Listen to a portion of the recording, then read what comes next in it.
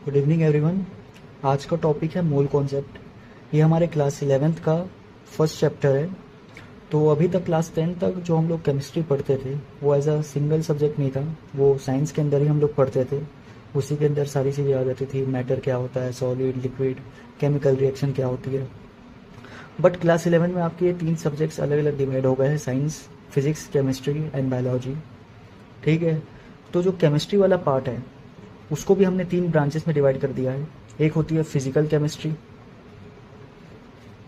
एक होती है ऑर्गेनिक केमिस्ट्री और एक होती है इनऑर्गेनिक केमिस्ट्री।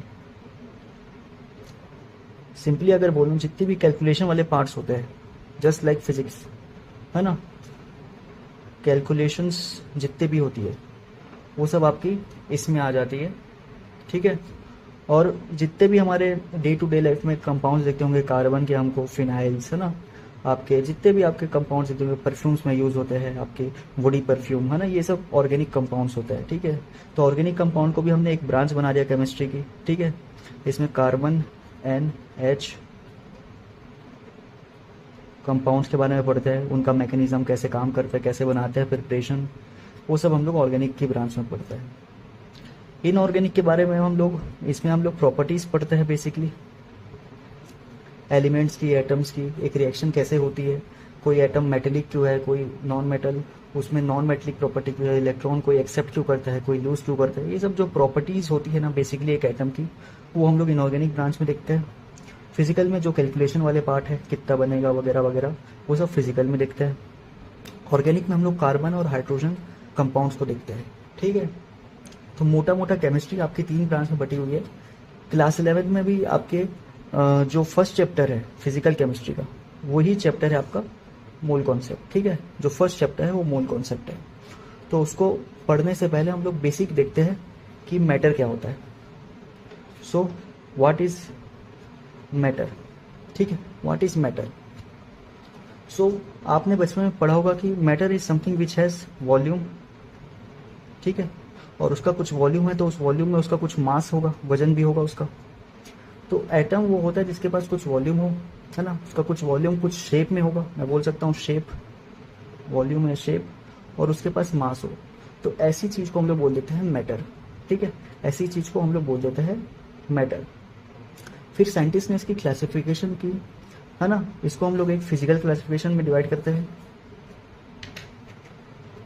फिजिकल क्लासिफिकेशन क्या होती है? केमिस्ट्री में फिजिकल का मतलब आप समझ जाओ जिसको हम लोग देख पाए। ठीक है। जिसको हम लोग डिस्टिंग्विश कर पाए एक तरीके से। तो फिजिकल क्लासिफिकेशन ऑफ मैटर जो आप बचपन में भी पढ़े होगे, सॉलिड,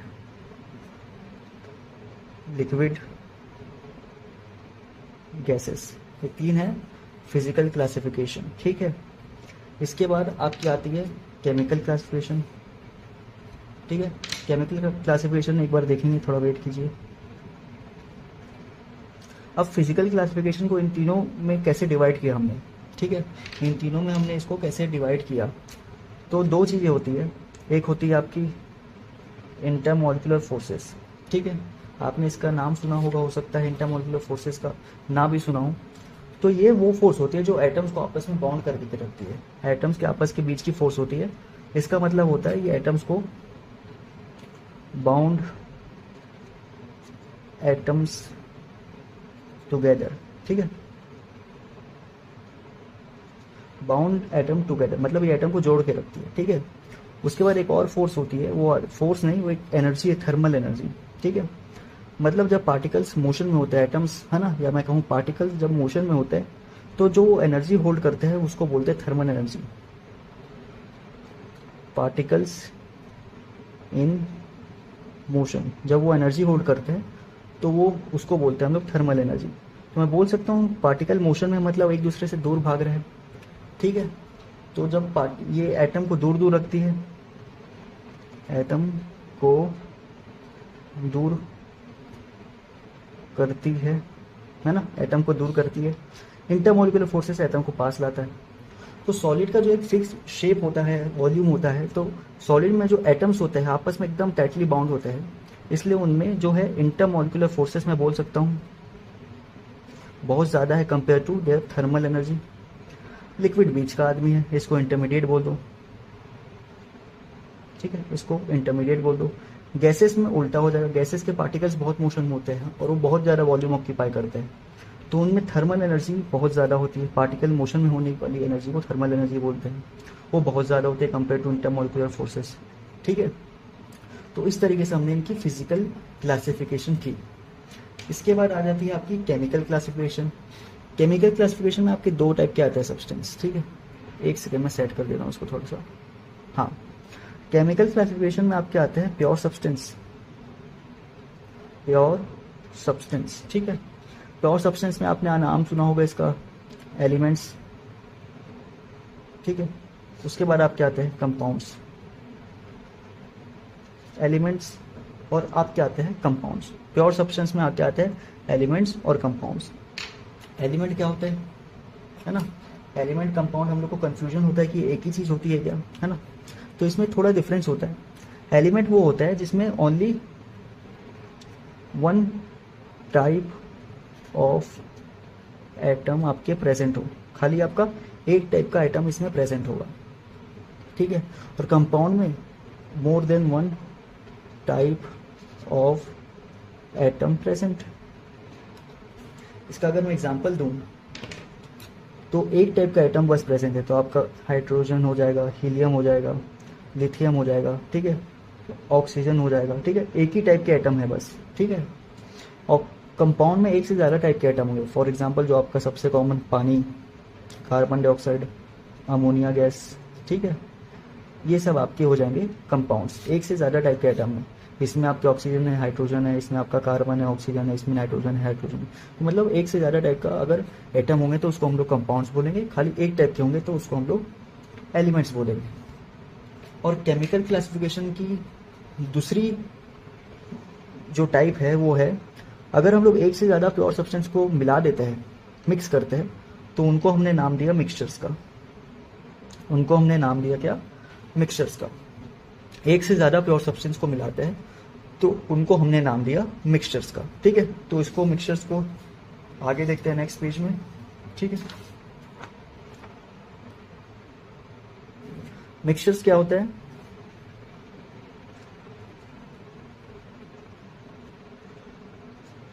मिक्सचर्स आपके अगर एक से ज़्यादा प्योर सब्सटेंस को मिलाते हैं तो मिक्सचर बनते हैं। अब जब हम उनको मिला दिए उसके बाद वो एज अ सिंगल यूनिट अगर काम कर रहे हैं तो वैसे सब्सटेंस को हम लोग बोलेंगे, वैसे मिक्सचर्स को हम लोग बोलेंगे होमोजीनस मिक्सचर्स। बायोलॉजी साइंस में आपने पढ़ा होगा, होमो का मतलब होता है सिमिलर टाइप का, सेम सेम टाइप, है ना। और एक हेट्रो होता है जिसका मतलब डिफरेंट होता है। तो वही एनालॉजी है, होमोजीनस मतलब एक सिंगल यूनिट की तरह वो लोग काम करेंगे, ठीक है, एक से ज़्यादा प्योर सब्सटेंस को मिलाएंगे तो। दूसरा होता है कि अगर एक से ज़्यादा प्योर सब्सटेंस को मिलाए और वो एज अ सिंगल यूनिट काम ना करे तो उनको हम लोग बोल देंगे हेटेरोजीनस मिक्सचर्स, ठीक है। तो जल्दी से होमोजीनियस के एग्जांपल सोच के बताइए। होमोजीनियस आपने देखा होगा, आप सबसे कॉमन पानी, उसमें आपने नमक मिला दिया, कॉमन सॉल्ट NaCl, ठीक है। तो कुछ टाइम बाद वो एज अ सिंगल यूनिट, उसमें आप डिफरेंस नहीं पता कर पाओगे, वो एक एज अ सिंगल सॉल्यूशन आपको दिखता है, ठीक है। और आपने मिला दिया पानी और ग्लूकोज C6H12O6, है ना, ये आपका होमोजीनियस मिक्सचर का एग्जाम्पल है। उसके बाद अगर हेट्रोजीनियस का एग्जाम्पल लूँ तो आप बोल सकते हो पानी में अगर आपने सैंड मिला दी, है ना, मिट्टी, तो आपको डिफरेंस दिखेगा, मिट्टी घुलेगी नहीं पानी में, ठीक है। और एक और एग्जांपल दिया जाता है, पानी में अगर आपने ऑयल मिला दिया, ठीक है, तो ये भी ऐसा सिंगल यूनिट काम नहीं करेगी, आपको एक डिफरेंस दिखेगा, एक ऑयल की लेयर दिखेगी और एक पानी की लेयर दिख जाएगी आपको, ठीक है। इसके बाद जो नेक्स्ट हमारा एक और सिमिलर कॉन्सेप्ट है एलिमेंट कंपाउंड से रिलेटेड, उसको हम लोग बोलते हैं मॉलिक्यूल्स। एलिमेंट्स, कंपाउंड्स, मॉलिक्यूल्स में अक्सर कंफ्यूजन होता है कि इनमें डिफरेंस क्या है।